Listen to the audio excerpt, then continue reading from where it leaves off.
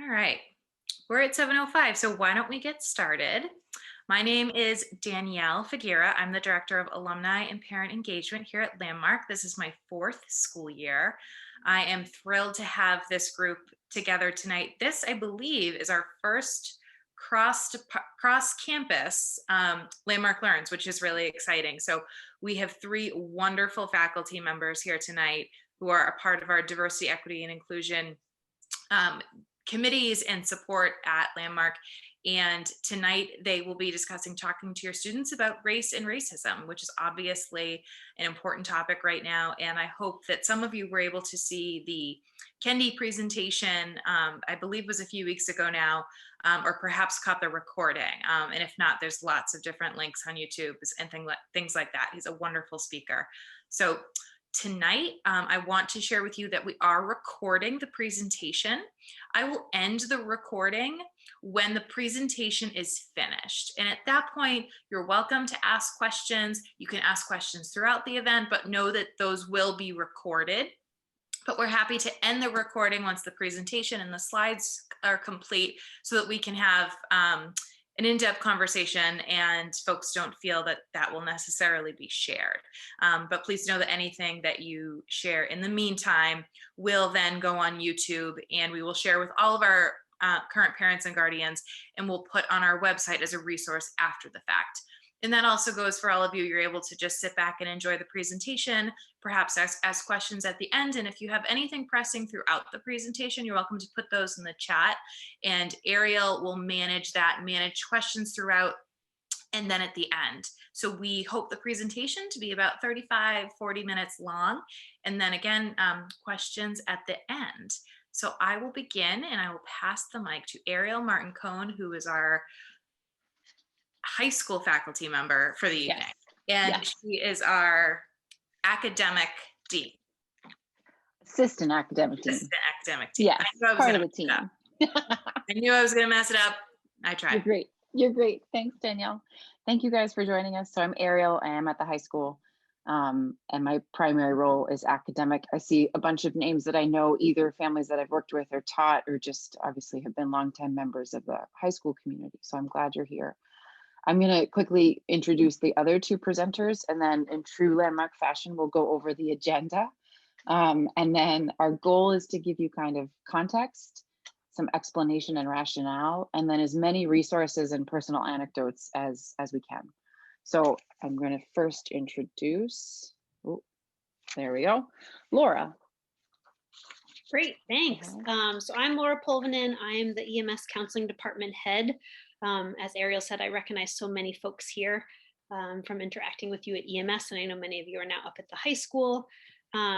We are really excited to have this opportunity to dialogue with you tonight. As Danielle said, the first part will be presentation, and then we're hoping to have more of a conversation all together that won't be recorded. My background is just being really excited that we're taking a bigger step this year in committing to DEI work at Landmark. In the past, I did anti-racism work with youth in Boston. That was exciting and inspiring and taught me a lot, and I'm hoping to bring some of that more to our community at Landmark. Pass it over to Jennifer. Thanks, Laura. I'm Jennifer Schley-Johnson, and I am the elementary department head for oral expression and literature. And I am also the co-chair for the DEI committee at the EMS campus. And I'll just mention I'm also a mom of two elementary age kiddos who are currently in 2nd and 5th grade. So I'm really in the elementary world these days. And that's probably, I've been at Landmark for about 15 or 16 years. Awesome. So we are all three moms. You're all nice white ladies. And I don't think any of us, besides with the exception of Laura and her previous work, for Jennifer and I come to DEI work out of personal interest and dedication, but not necessarily outside certification. I think she and I together have done a ton of work this year, and then independently, personally, and with our separate campuses have been doing ongoing projects, whether it's workshops or trainings, sharing articles, having personal conversations, processing with your students, all of that's happening. So that's who the three of us are and why we're here. We're going to share some norms for tonight, which we liked as a way of starting off, just because talking about race can be a complicated conversation from a variety of perspectives and identities. It can get fairly emotional. And we want to make sure that there's some ground rules for how to interact with each other. And hopefully, if you find them helpful, they could be guidelines for conversations with your children, your spouse, your family members, community members, colleagues, coworkers, whatever that might be. We're going to explain a little bit about the rationale of why we're here, and hopefully get some questions or comments from you guys in the chat of why you're here and what you want to know. You can post questions to the chat to everyone, or there's an option to choose to send it directly to one of us. You can send it right to me. If you're just not sure you want to share it with the full group, that's perfectly fine. We're going to do some definitions because it's really important that we're using words with the same understanding of what they mean. And then we're going to share some research as a rationale for why it's important to talk to your kids about race and racism, no matter what their age is. Give some thoughts about what our role is as the grown-ups in the room, and then give you some examples and resources of how to actually do this work of talking with your children about race and racism, and empowering them to be informed citizens and to be a part of making things better. All right. So Laura is going to talk about the norms. Thanks. So as Ariel was saying, norms are really important. I think whenever there's any sort of discussion that brings up feeling or feels higher risk for any of us. So these norms come directly from AISNE, the Association of Independent Schools in New England. And we liked them and figured we would utilize them for this presentation as well. We will put up these again towards the end of the presentation when we're going to have the discussion, but the first really being confidentiality. And I think that's so important whenever having discussions about race and racism, because people don't feel comfortable talking about serious topics that take courage if they feel as though it's going to spread all over the place. Speaking from the I perspective is really important because what we're all experiencing or feeling or learning about comes from us. Listening to understand versus listening to respond. This almost feels like the most important, especially with your children and students, because at times I think we're listening with the next thought we have instead of kind of listening to truly hear what someone is saying. Accepting the speaker's viewpoint.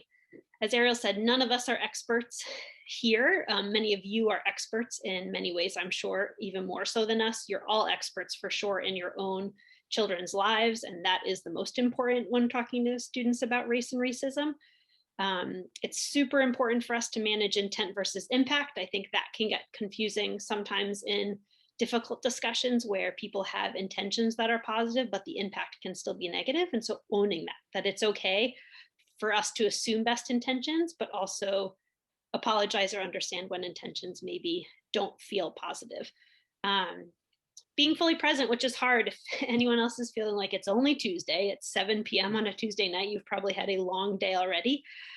So we will do our best to be present with you and to lean into these discussions. And the last big one is accepting non-closure. We feel as though this topic is obviously something we are not going to solve or fix tonight. But we may also have discussions or dialogues that don't come out with resolution tonight, and accepting that that is likely to be true and okay. This will be an ongoing discussion within our communities, with our children, and we are here for it. I think up next is Jennifer. Mm-hmm. I think this one's you, Laura. Oh, this one's me too. Mm-hmm. More of me. So why are we here?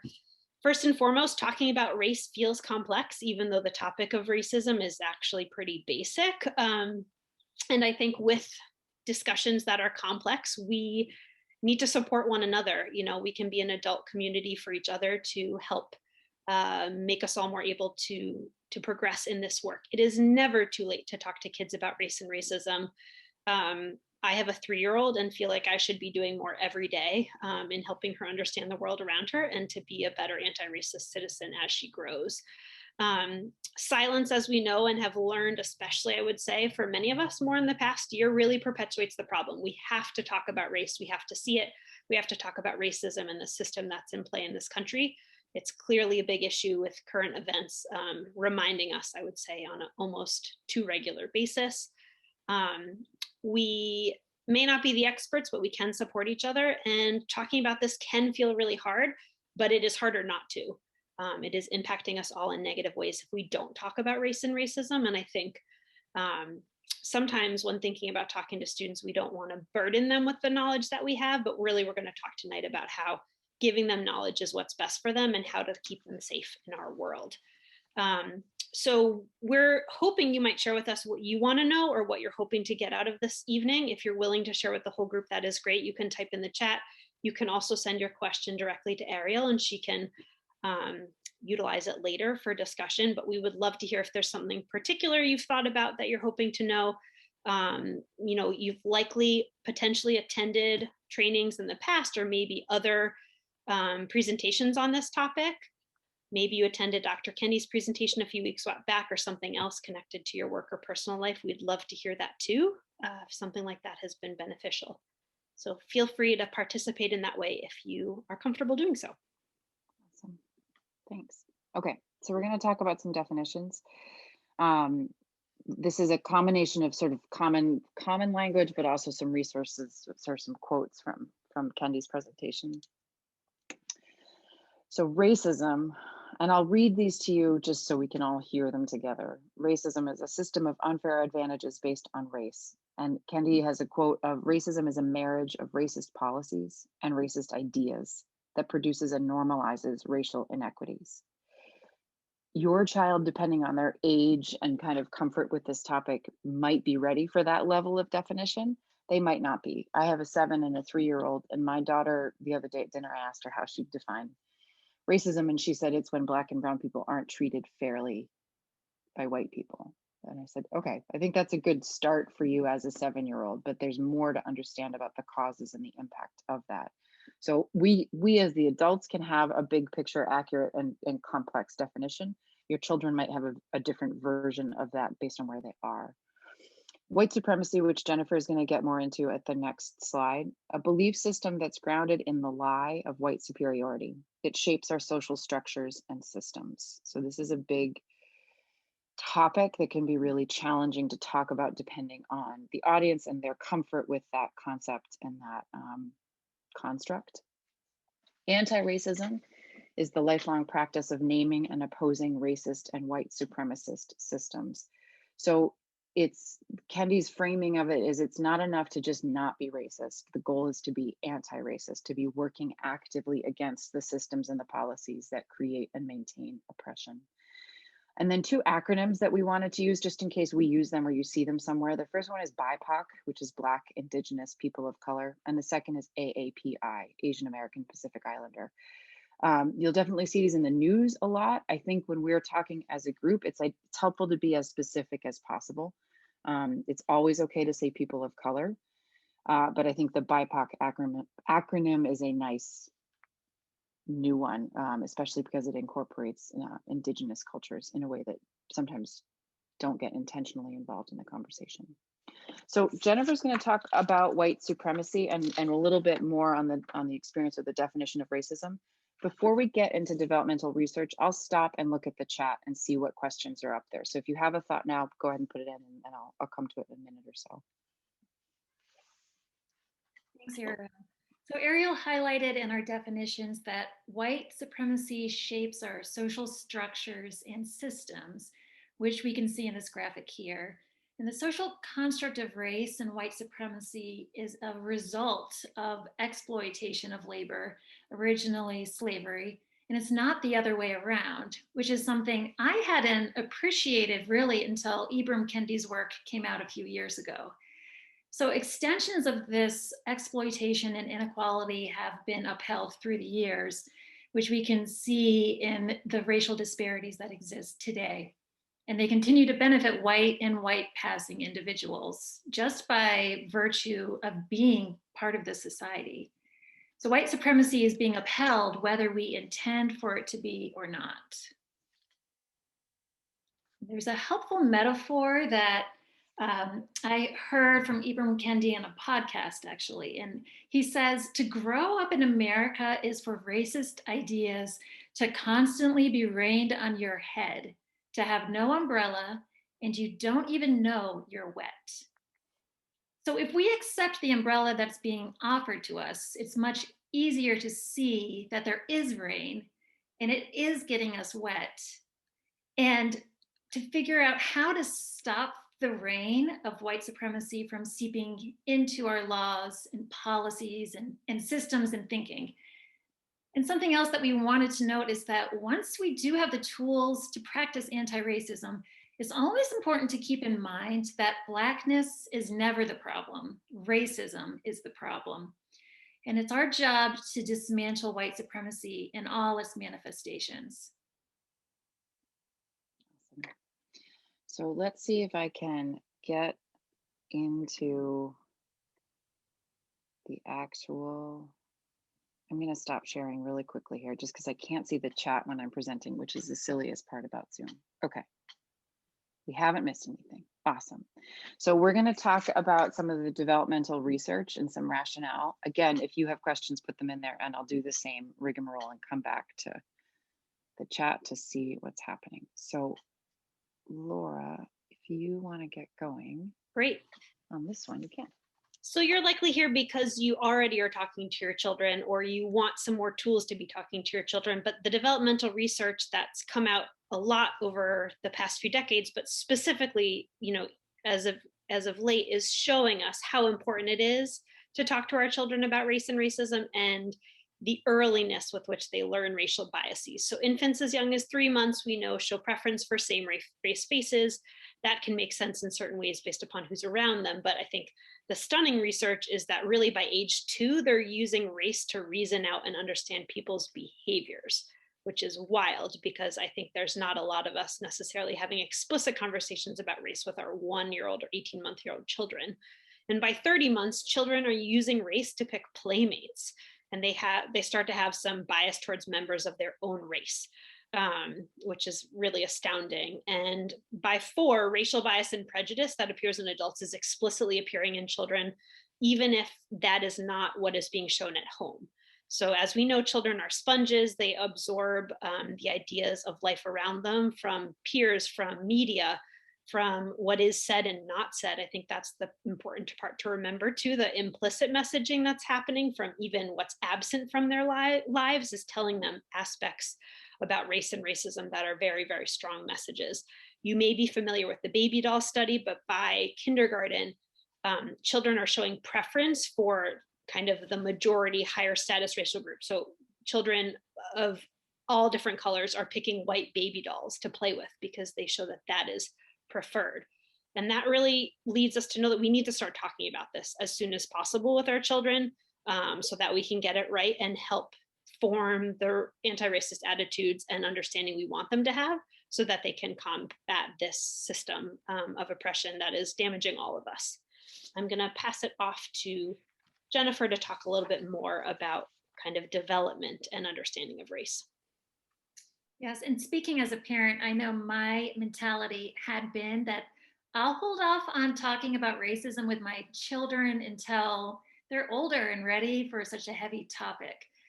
But research, as Laura said, it tells us that kids are typically ready to talk about racism 5 years before we as adults think that they are.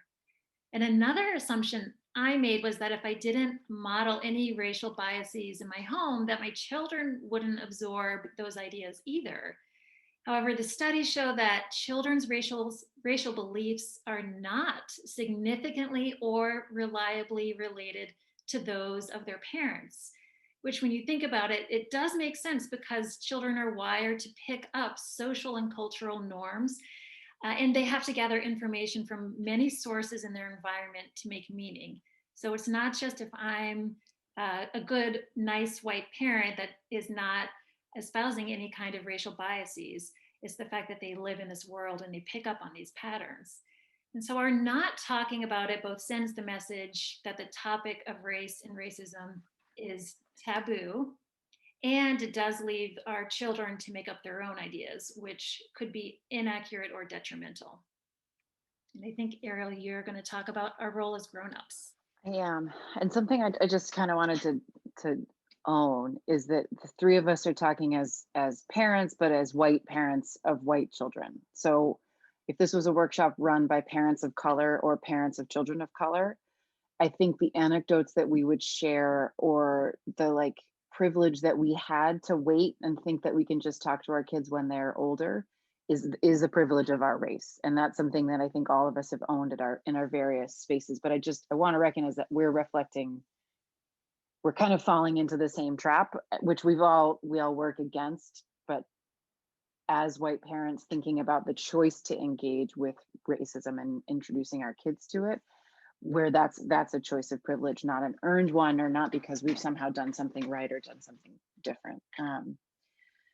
So the thing that Kendi said in the presentation a few weeks ago that struck me was this idea that we need to recognize that we live in a dangerously racist society, and the way we protect our children is by talking to them. And the thing that struck or that resonated with me was thinking about the coronavirus and all the work that you guys have done as parents to inform your kids about what coronavirus is and isn't, how to stay safe, what's risky, what's an acceptable risk, and what your priorities are as a family, how you shut things down in the spring last year, how you modify or shifted over the summer. I would imagine there were a lot of conversations and processing with kids about all of the thoughts that went into that in order to keep your kids safe. And I think Kendi would argue that the same thing is true with racism, that if we don't inform them, we're leaving them vulnerable.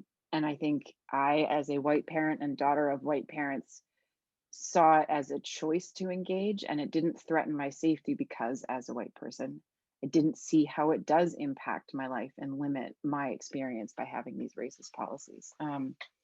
So I think we have to think about it as improving our children's safety, talking about racism, improving our children's safety. The other thing he highlighted, and I think Jennifer, we said this earlier, is the idea of racism is not complex. One person or one group being better than another is something that elementary kids, middle school kids all innately understand because it's part of the competitive nature of being an American person, right? So the idea of racism is not complex. Undoing it, understanding supremacy and dismantling white supremacy is what's complex. I also want to point out that your children, as children with language-based learning disabilities, are incredibly uniquely prepared to be empathetic to the experience of being misunderstood, being unseen or mislabeled, misinterpreted, because as students, they have often had that feeling in the academic setting. It is not the same as being a Black student in a mostly white school, but I think you can start a conversation with them about, do you know what it feels like when the teacher ignores you? Or when you ask for something and the teacher doesn't give it to you, or when your friends treat you poorly because they don't really understand. That empathy exists, and the kids usually can make the jump from their experience as students, if they're white students, to the experience of a student of color in that same community. Okay. So Jennifer's going to go through some of these points from Brene Brown, and then again, I'll stop sharing and look at the chat. So if something's come up for you or you want us to talk about something, please go ahead and put it in there, and I'll come to it in just a minute. Yes, and actually this resource that I'm sharing is from Embrace Race. Oh, I'm sorry, right, Brene's later. Later.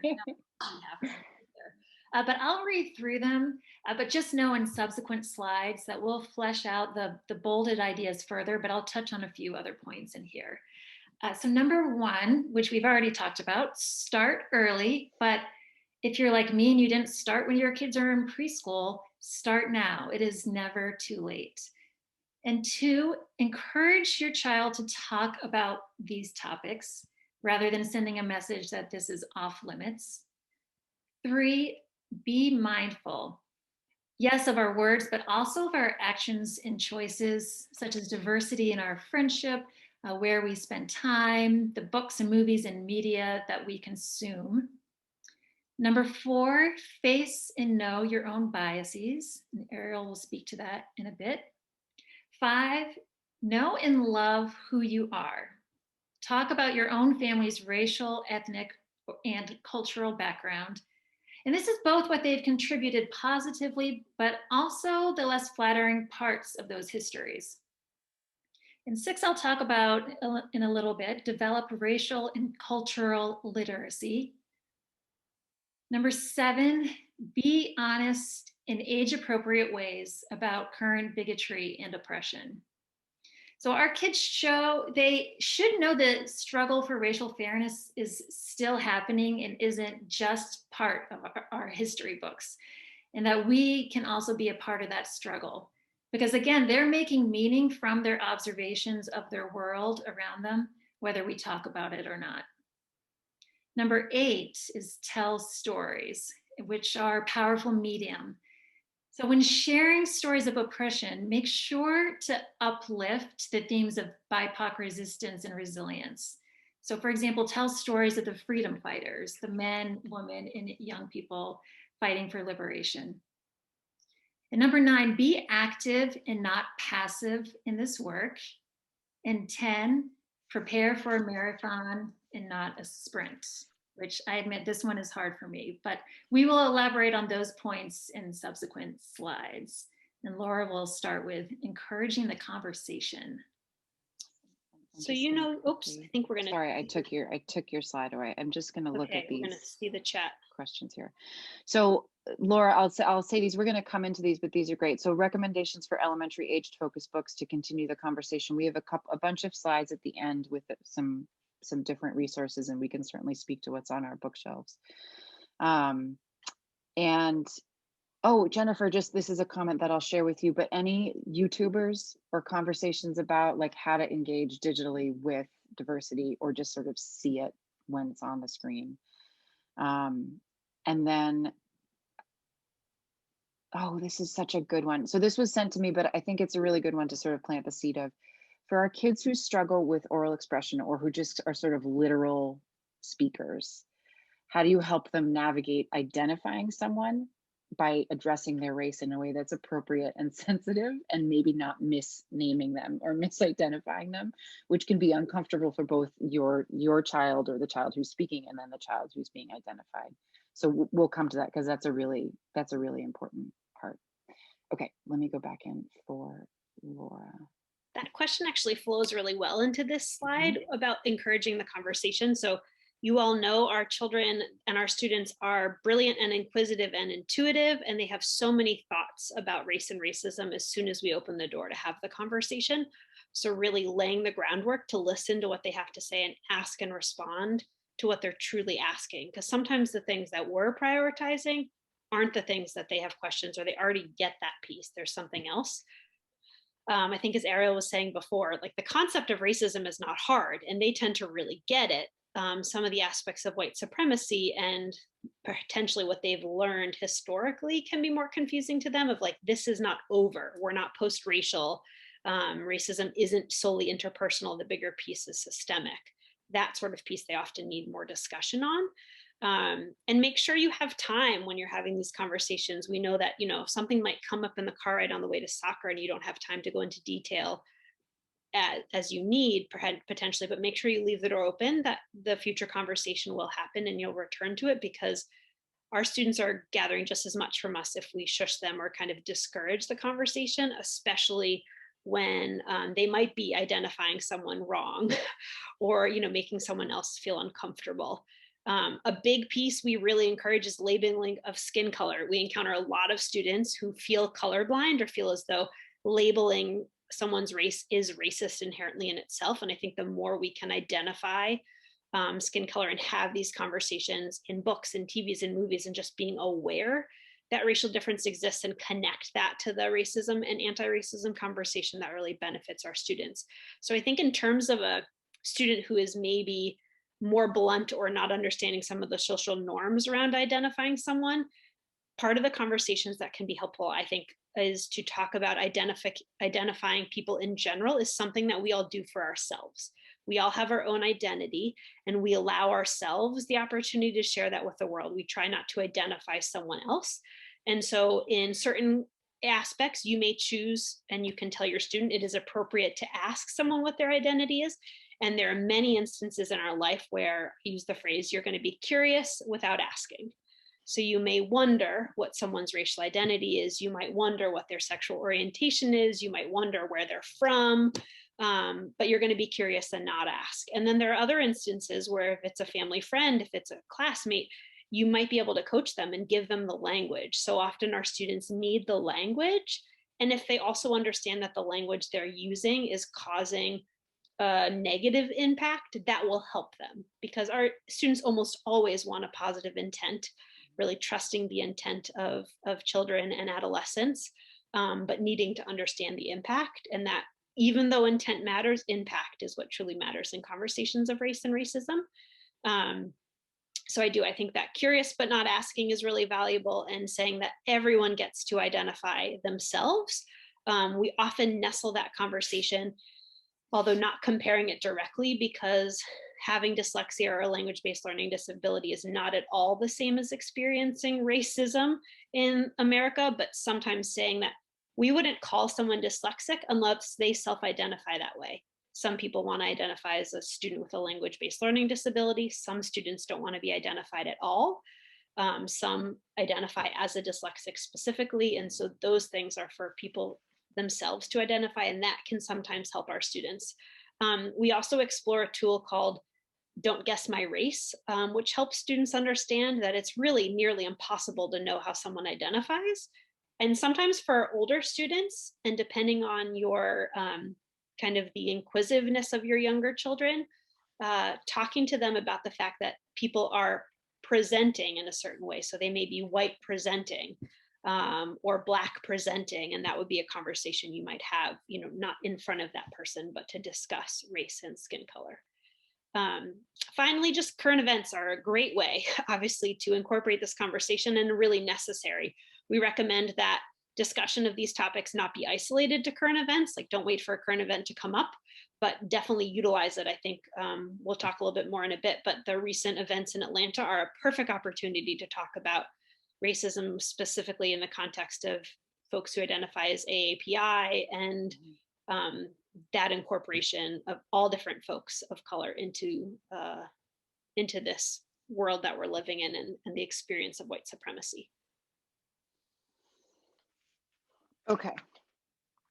So I think I'm going to give you sort of a hokey example that hopefully it'll make it seem lighthearted. But if you decided at some point over quarantine that you wanted to eat healthier, because none of us ate healthy for the whole time, unless the food on your child's plate changed, there would be no real way for them to know what it meant by eating healthier. And for a lot of our kids, the food on their plate changing is just like, why are you doing this, without understanding the reasoning behind it.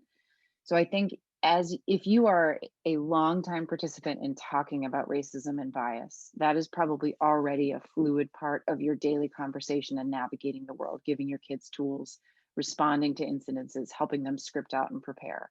If you have yet to have a conversation with your kid, you're going to sort of script the beginning of it. I think the tricky part is when you've started it, you've opened the door, you've like had the first talk, but then what do you do next? And this kind of gets to Jennifer's point of marathon, not a sprint. So I, over the past year, have shifted on my social media who I follow.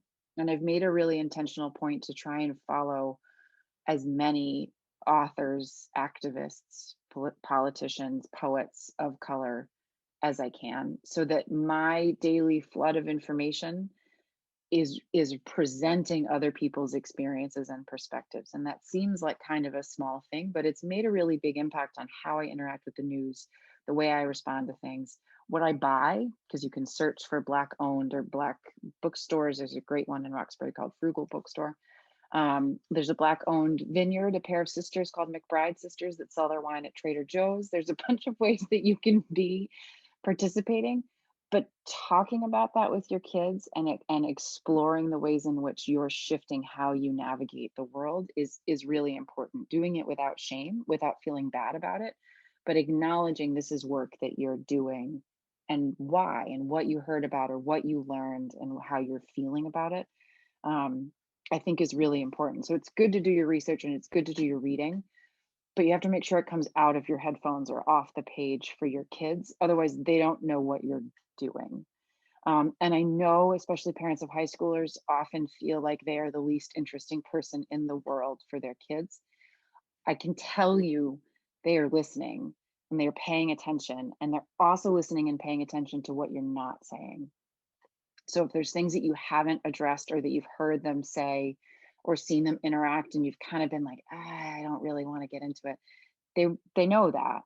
And I think as uncomfortable as it is to bring it out in the open, the feedback that we've gotten from students on campus is what hurts more than kids saying something mean is when an adult overhears it and walks away. That's what's crushing for them.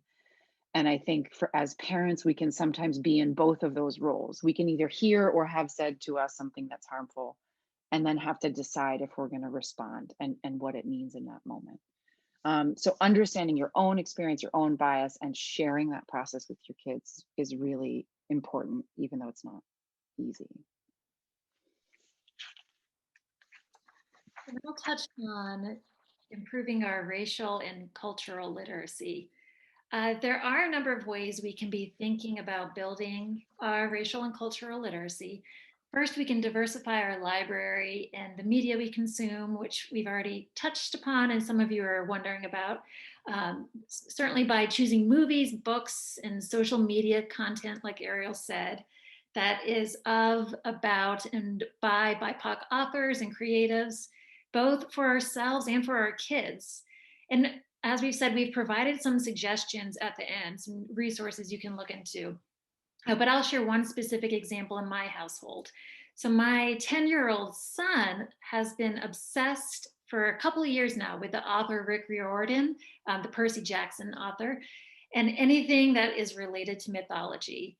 So we've tapped into his interest and passion by buying books from the Rick Riordan Presents collection, which is, it's written in the same genre, but written by authors from underrepresented cultures and backgrounds. It's really fantastic. So we have linked that series in the resource page, but really the point is about tapping into your own child's interest and making sure that there's diverse representation there. And we can be mindful of cultural experiences, whether virtual or as the world hopefully opens up in real life. We like to use food as an opportunity to talk about other cultures and ethnicities, and again, hopefully someday travel. It's also important that our children understand that every racial and ethnic group includes people who believe different things and behave in different ways, that they're not a monolith, that there's much diversity within racial and ethnic groups. And then finally, we can improve our racial and cultural literacy by continuing to learn terms, updated ideas, and further perspectives on race, because it requires being literate on the topic in order to talk about it. It's not easy. And this is true both when speaking with adults and with our children. So for instance, at the EMS campus, faculty have been invited to read So You Want to Talk About Race by Jonah Olu. So that we can actually develop our understanding and ability to talk about race and racism in a literate way. And again, we've listed some more resources for adults for books such as this at the end. Awesome. Okay, just paying attention to time. So it's 7:43. We've been going for about a half an hour. I would argue we have between 2 and 4 minutes left to talk, and then we'll leave the rest of the time for you guys. So you're almost there. Okay. So this slide kind of reiterates other thoughts about being active and not passive. I think the tricky thing about one of those italicized dashes there, that children don't always soak up our behaviors, is really that they don't always pay attention to the stuff that you want them to pay attention to. So the very carefully thought out talk that you've been preparing for a week might not register as much for them as it does when you, and this is like this example gets trot out all the time, but if you're walking down the street and I'm a white woman and I see a black man and I kind of flinch or I tense my body, my kids might pay more attention to that than they did that long drawn out speech that I gave them the week prior about how racism is bad and we need to treat people equally. So I think we're kind of in a tricky spot as parents, that they're both paying attention to everything and nothing that we do all the time. And it's not, you can't hit perfection, you can't. But you have to know that there's a million different opportunities to address and be explicit about how you're engaging with the world around you. We in my family, we've had a Black Lives Matter sign in our front window. The first two, I drew one, then my daughter wrote one, and now my husband has one. His has lasted the longest. But we've had a couple conversations with people in our community that have come up to either thank us or kind of argue with us about the sign. But that's been a good opportunity for my daughter to see that this is really important, that the community knows what we care about as a family, and that it's going to foster other conversations that are going to be positive and negative and anywhere in between. So that was an active choice we made, even though it didn't require a lot of daily action. And certainly talking about anti-Asian sentiments, bias, violence is something that's really important, especially as we have a number of students on our campus of Asian descent who are experiencing that firsthand, just as we have students of color, Black and Brown students who are also experiencing and have been experiencing racism directly. So this is present in our communities as it's present in the world around us.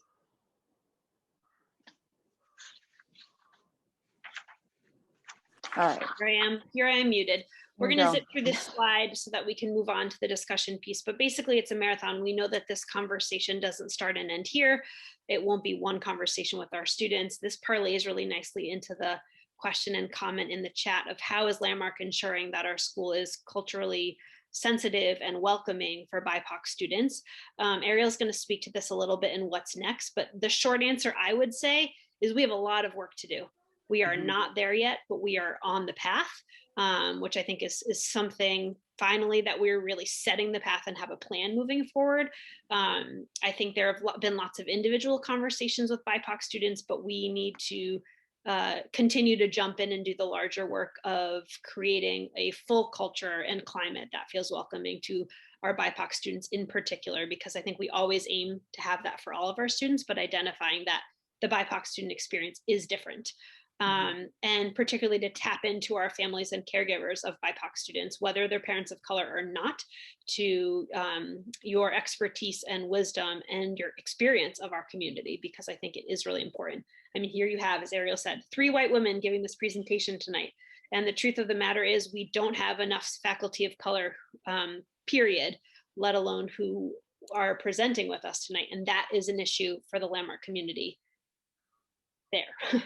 And something that we're definitely striving for in terms of diversity of both student body, but of it being reflected in the faculty, because that is important for all of our students, not just our students of color. So again, this conversation needs to continue. It is a marathon. We hope we can lean on each other. We are open to having conversations with anyone offline or at another time about suggestions, questions you have that maybe you don't feel comfortable bringing up. I know I've really benefited in the past from families who have approached me and our administrative folks to bring their perspective, regardless of the color and race of their student, because the student experience is what matters to us, right? We exist because your students come to our school, and that's what's of value. So I'm going to pass it off to Ariel, who's going to talk a little bit more about the plan moving forward to continue helping Landmark become anti-racist. Okay. So right now this week, we're engaging in the first actual phase of a really intensive survey process from the National Association of Independent Schools called the AIM, the Assessment of Inclusivity and Multiculturalism. There were a lot of emails to parents about this, but it's understandable if you might have missed it in the flood of emails this spring. So it's a 2-part process where there's a series of discovery committees, and that's what's starting to happen this week. And that's where we're looking for feedback from parents, current students, faculty, alumni, and staff. There's 7 different topics or committees to address different aspects of the school. And that's going to be followed up with a climate survey in the spring that will be sent to all of you, current parents, all students, all faculty and staff, alumni from the past 3 years, and the boards of trustees. Did I miss anyone? I think those are the main groups. And then we'll use that data and use time over the summer to see what rises up and what people are identifying as their main concerns when it comes to faculty, teaching, student experience, board of trustees, facilities, staff, all of the different areas. There's going to be an opportunity at Making Waves for some fundraising. Michelle Grenice and her team have done an amazing job of pulling together a specific fundraiser to fund and support DEI efforts. And that money will immediately and directly go to a training that's scheduled for April 2nd, and then follow up on each campus with a woman named Erica Purnell, who's a DEI person or a person who does DEI work from Shady Hill. So she's going to do a training with both faculties and then a separate second training with the faculty from each campus. So that's what's in place for right now. That's happening.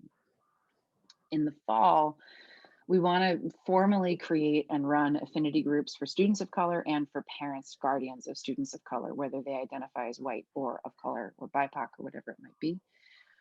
Because we want to make sure that folks have a safe space to explain what their experience has been like to people who understand in a way that their white friends, teachers, neighbors can understand is important, but not empathize with directly.